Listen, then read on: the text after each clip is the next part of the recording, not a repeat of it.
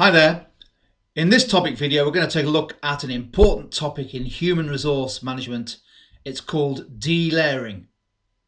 Delayering is what takes place as the layers of management are removed from the organisational hierarchy.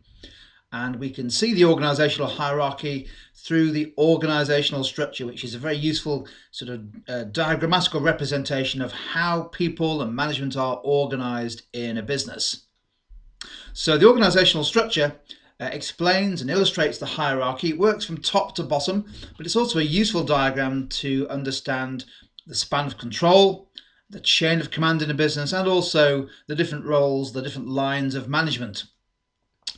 With delayering, we're really focused on the number of layers in the organisational hierarchy rather than things like span of control, albeit that's related. So the hierarchy of an organisation describes the number and type of layers of supervision, of levels of management, senior management, junior management in an organisational structure. So here, for example, is an example of what's known as a tall hierarchy that you can see has quite a few levels in it. In fact, it has 6 levels, so that's a very tall hierarchy, all the way through from the CEO at the top down to the frontline staff at the bottom. So for example, if you had a look at the marketing side, the marketing hierarchy on the left-hand side there, you have the CEO, the marketing director possibly, then you've got marketing managers reporting to the marketing director, then you've got team supervisors reporting to the managers and team leaders reporting to the supervisors, and before you know it, eventually you get down to the staff doing the business at the bottom of the hierarchy. Here's an example of a much flatter hierarchy. This one has only 4 levels, so 2 fewer levels. Now, delayering, the process of delayering, what it tries to do is to reduce the height, in particular, of tall organisational structures. It's really about removing layers, but in particular, it's targeted at organisational structures that have got too tall. And a key issue for the key reason why you target tall structures is that they are often viewed as being pretty inefficient, particularly when it comes to communication, because of course it's going to take longer for communication to pass through the layers of the hierarchy.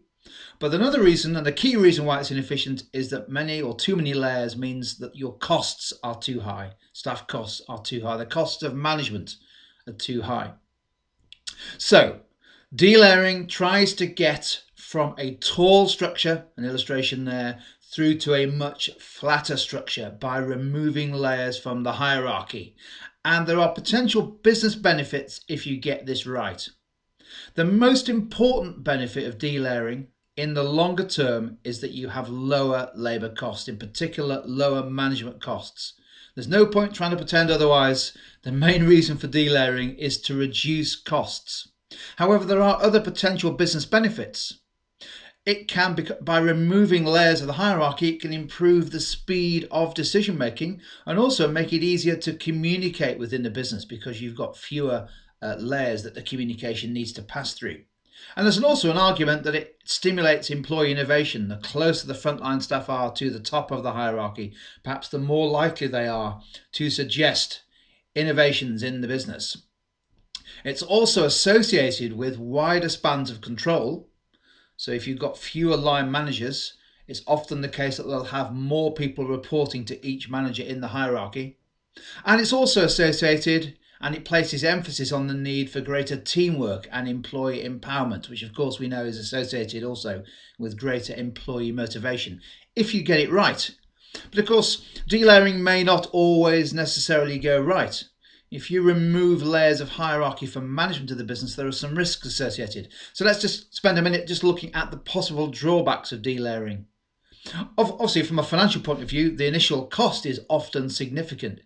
If you're removing senior management teams, the senior management positions and roles from the hierarchy, they will tend to be the more expensive people, paid the most, and therefore there's a one-off cost of removing them in terms of redundancy costs and other costs.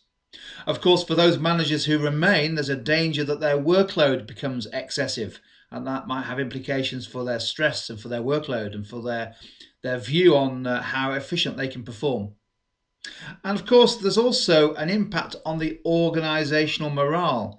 A significant delayering programme may lead some people in the organisation to think, am I next? Is my role next to be removed? Finally, there's also a loss of expertise potentially. If you remove managers, particularly senior managers with deep-seated expertise of the business, the risk is the business actually needs their experience and know-how, or perhaps even worse, that they may take that know-how and experience to a competitor. So that's been an overview of this important concept called delayering.